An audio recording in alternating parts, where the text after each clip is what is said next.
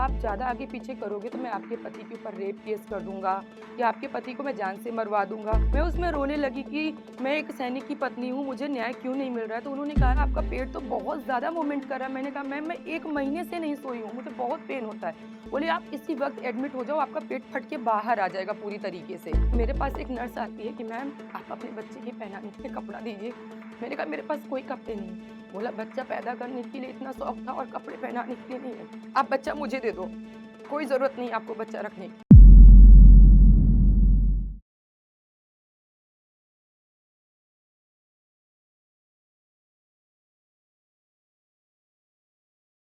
नमस्कार दोस्तों, मेरा नाम दीपिका शुक्ला है। मैं उत्तर प्रदेश में से लखनऊ से हूँ और मैं अभी एक फ़ौजी की बीवी हूँ। मैं अपने बचपन से अपनी कहानी स्टार्ट करने जा रही हूँ। जब मैं 5 साल की थी, तो मैं अपनी दादी के साथ रहती थी। मेरे पिताजी जो थे वो आर्मी में थे। तो आर्मी में होने की वजह से वो बाहर रहते थे और हमारी मम्मी का स्वास्थ्य बिल्कुल भी ठीक नहीं रहता था। तो हम लोगों को जो है मम्मी अपनी दादी के पास ही छोड़ देती थी और बाहर अपना इलाज कराने चली जाती थी। हम लोग की शिक्षा बिल्कुल ना के बराबर हुई है। कहते नहीं वो गवर्नमेंट स्कूल होता था जहाँ पर ₹1.50 फीस पड़ती थी। वो हमने वहाँ से पढ़ाई की है। हम लोग एक ऐसे स्कूल में पढ़ाई किए हैं जहाँ पर केवल एक टीचर थे और बस वही हिंदी पढ़ाते थे, वही इंग्लिश पढ़ाते थे, वही मैथ पढ़ाते थे। और हम लोगों को बस कोई कोचिंग की भी व्यवस्था नहीं थी। बस उसी में जाके आपको पढ़ना है, उसी के साथ में आपको एग्ज़ाम देना है, जैसे-तैसे आपको पास होना है। यहाँ तक कि घर में ये भी किसी को नहीं पता रहता था कि आपके कौन से सब्जेक्ट आपने ले रखे हैं। मैंने हाई स्कूल में कौन से सब्जेक्ट लिए, इंटर में कौन से सब्जेक्ट लिए, हमारे पापा-मम्मी को कुछ नहीं पता रहता था। फिर मेरे पापा का रिटायरमेंट हो जाता और मुझे लखनऊ लाया जाता है। तो लखनऊ से स्टार्ट होती है मेरी कहानी। जब मैं लखनऊ आती हूँ तो मेरा 8th क्लास में एडमिशन होता है।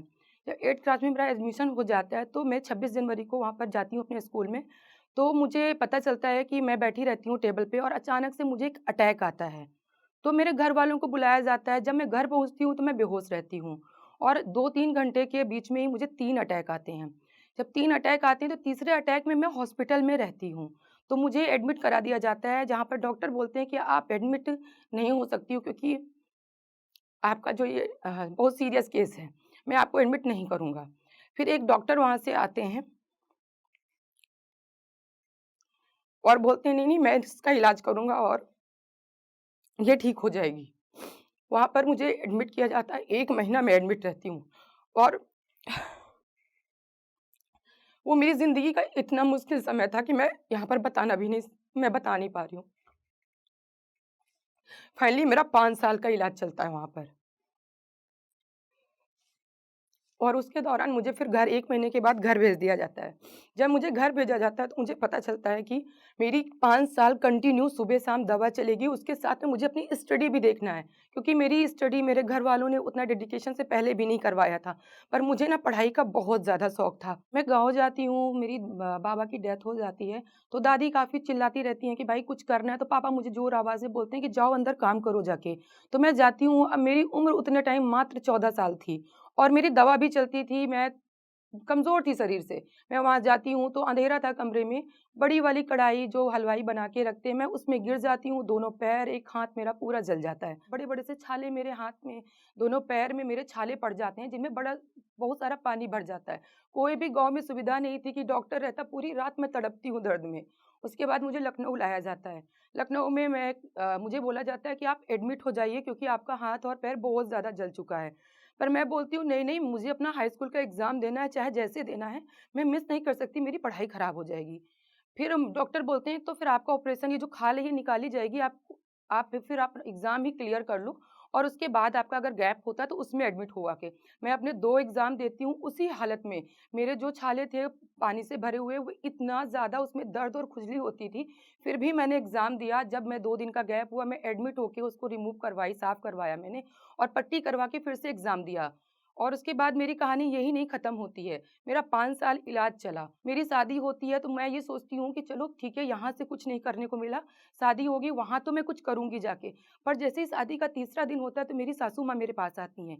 बोलती हैं बेटा आपको बच्चे नहीं होंगे। आस-पास के लोग बोल रहे हैं कि आपकी बहू को बच्चे ही नहीं होंगे। मेरी उम्र मात्र 21 साल थी पर मुझे अंदर ही अंदर ये बात खाए जा रही थी। मेरी प्रेगनेंसी आती है तो मुझे पता चलता है कि आपका बच्चा जिएगा ही नहीं। अगर आपको बच्चा होता भी है तो मेरी सासू माँ मुझसे बोलती हैं आके कि आपका बच्चा अब जिएगा ही नहीं। मुझे वो भी मैं अंदर ही अंदर घुटने लगी कि मेरे साथ कहीं ऐसा ना हो जाए सच में, मैं मानती नहीं हूँ उन बातों को। फिर भी मैं डरती थी। मेरा जब बेटा होता है और 6 महीने का मेरा बेटा हो जाता है, तो मेरी सासू माँ आती हैं, बोलती हैं कि अब 1 साल के बाद ये नहीं बचेगा। मैं इतना ज़्यादा परेशान हो गई। उसी बीच में मेरे बेटे का वज़न बहुत ज़्यादा था और 9 महीने का बेटा था मेरा और 14 किलो वज़न था उसका। इसकी वज़ह से उसको साँस लेने में दिक्कत हुई और वो बेहोश हो गया। जब वो बेहोश हो गया तो मुझे लगा कि सच में मेरे बेटे को कुछ हो गया और मैं बेहोश होके गिर गई। मुझे डिप्रेशन का एंग्ज़ायटी अटैक आया फर्स्ट। मुझे खुद नहीं समझ में आ रहा था कि ये क्या हो रहा है मेरे साथ। फिर मैं अपने मेरे पति ने मेरा इतना ज़्यादा सपोर्ट किया, मेरे बच्चे को कुछ नहीं था, बस वज़न की वज़ह से ही हुआ। पर लोगों के चक्कर में पड़ के मेरे को ये महसूस हुआ कि नहीं-नहीं मेरे बेटे को कुछ है। मेरे पति ने मेरा सपोर्ट किया, मेरा 1 साल इलाज चला और मुझे पार्लर का कोर्स करवाया। बोला नहीं तुम घर पे नहीं बैठोगी, तुम कुछ करोगी लाइफ़ में। मैंने पार्लर का कोर्स किया और मेरे को जैसे ही पार्लर मिलने वाला था, मैंने 5 महीने में लोगों का कोर्स 6 महीने में कंप्लीट होता है, मैंने 5 महीने में कोर्स कंप्लीट किया, काफ़ी जगह जॉब भी की। उसके जात बाद मुझे जैसे ही पार्लर मिलने वाला होता है, कोरोना काल स्टार्ट हो जाता है और मेरी बदकिस्मती फिर से चालू हो जाती है। कहते हैं ना कि जीवन में खुशियाँ किसी-किसी की किस्मत ऐसी होती है कि उसके जीवन में खुशियाँ आ ही नहीं सकती। तो बस मेरे पति की पोस्टिंग श्रीनगर आ जाती है और मुझे घर छोड़ दिया जाता है, वो भी उनकी एक मजबूरी होती है।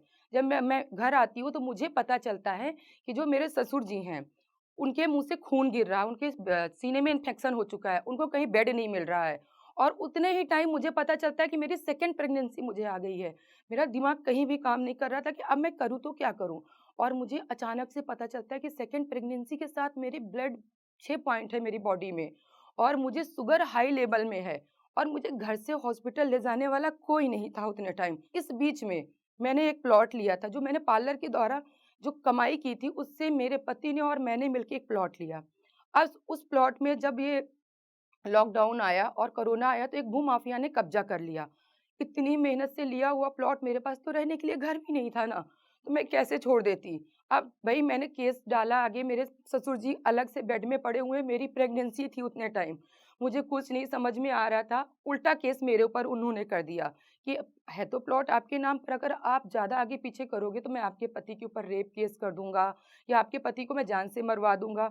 मेरे को कुछ भी समझ में नहीं आ रहा था। अगर मैं चाहती कि ठीक है मैं प्लॉट छोड़ भी दूँ, तो मैं नहीं छोड़ सकती थी, क्योंकि प्रॉब्लम सबसे बड़ी ये थी कि अगर मैं प्लॉट छोड़ती हूँ तो मेरे पति के ऊपर केस चलेगा और अगर मैं प्लॉट में दौड़ती हूँ तो मैं अपने बच्चे को कैसे देखूँगी, अपने परिवार को कैसे देखूँगी।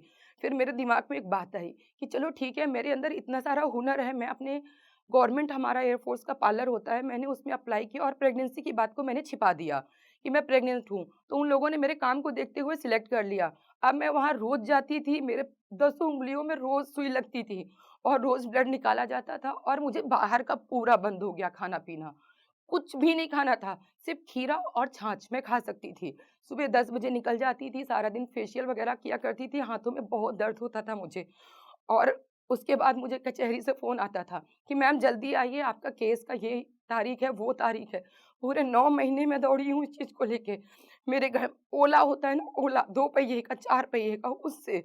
और जब मैं घर आती थी ना तो मुझे रोटी भी नहीं मिलती थी।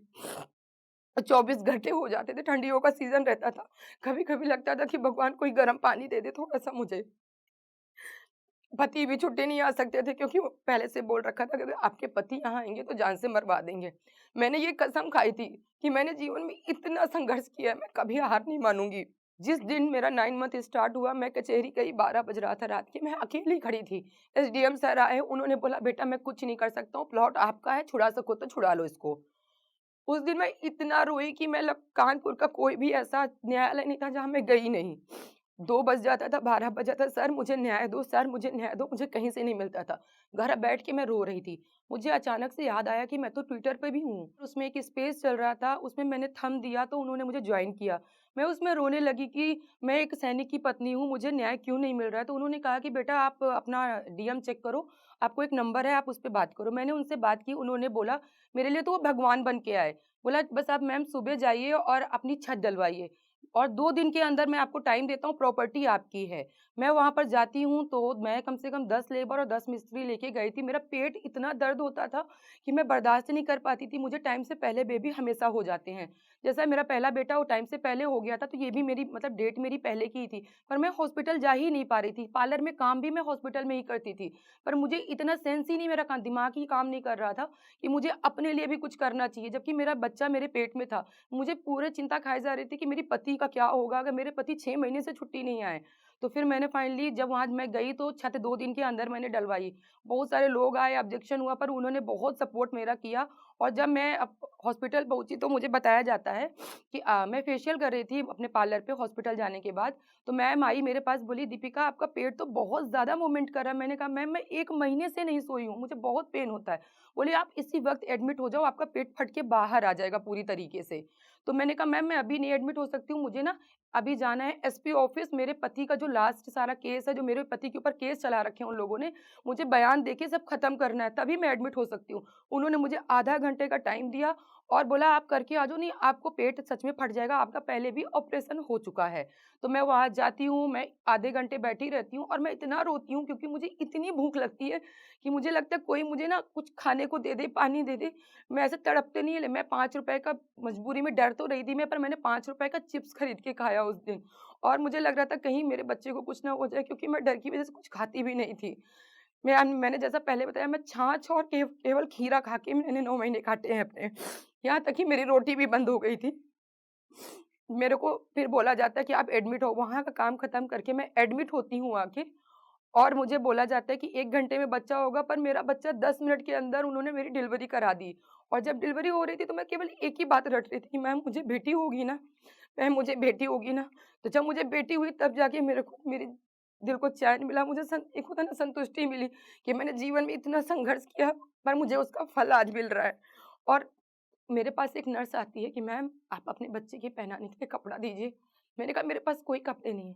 बोला, बच्चा पैदा करने के लिए इतना शौक था और कपड़े पहनाने के लिए नहीं है। आप बच्चा मुझे दे दो, कोई ज़रूरत नहीं है आपको बच्चा रखने की।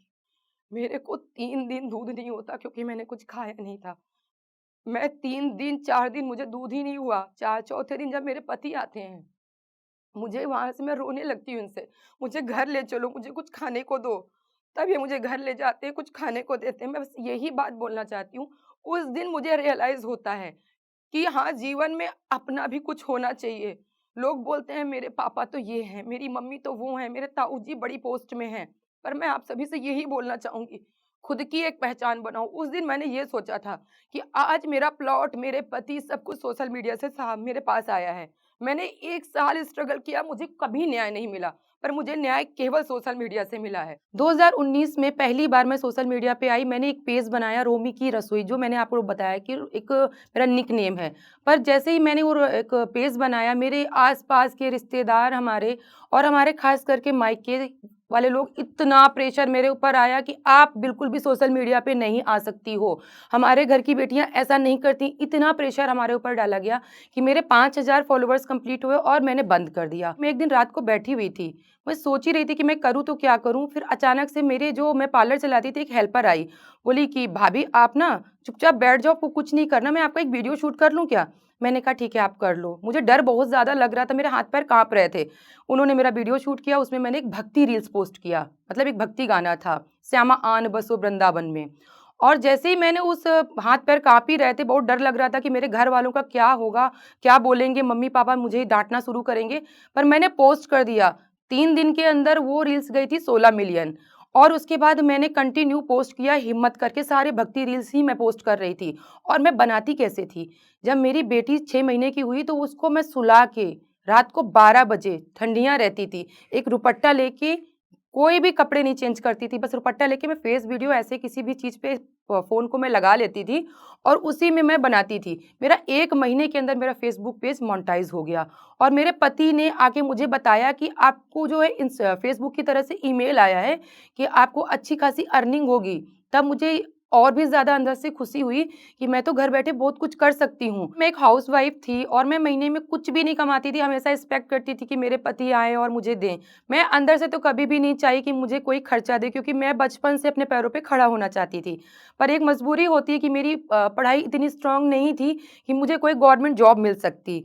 फिर मेरे पति ने जैसा सपोर्ट किया, पहले पार्लर में, फिर सोशल मीडिया में, तो मैं आज अपने पैरों पे खड़ी हूँ। जब मेरी बेटी हुई ना, तो मैं उसके लिए अपने ही पैसों से एक प्लॉट लेके मैंने डाला, क्योंकि मैंने इतना लाइफ में झेला, मैं कभी नहीं सोचूँगी कि मेरी बेटी भी झेले। उसको मैं पहले से ही, लोग बोलते हैं ना बेटियों को कोई घर नहीं होता, मैं बोल रही हूँ मैं अपनी बेटी को अपनी कमाई से घर दूँगी, कि लोग ये बोल ना सकें कि बेटियों को कोई घर नहीं होता। 1 महीने के अंदर 5 लाख फॉलोवर्स मैंने फेसबुक में इकट्ठे किए और मेरा उसी टाइम से मेरा पैसा आना स्टार्ट हुआ। मैंने आज एक प्लॉट, एक मकान लिया है सोशल मीडिया के दम पे। ज़रूरी नहीं कि आप सोशल मीडिया पे ही काम करो। महिलाएँ किसी से भी कम नहीं होती हैं। आपको मेहनत करनी है। घर बैठे आप बहुत सारे काम कर सकते हो। ज़रूरी नहीं कि आप पति के ऊपर ही निर्भर रहो। कभी आप भी अपनी जेब से निकाल के पति को पैसा दो, वो खुशी ही अलग होती है। मेरे जीवन में पैसे की कमी कभी नहीं थी, पर सुकून की कमी हमेशा थी। हर महिला से यही बोलूँगी कि बहुत सारी महिलाएँ बोलती हैं मैं तो बड़ी दुखी रहती हूँ, मेरे से नहीं होगा। कैसे नहीं होगा? कोशिश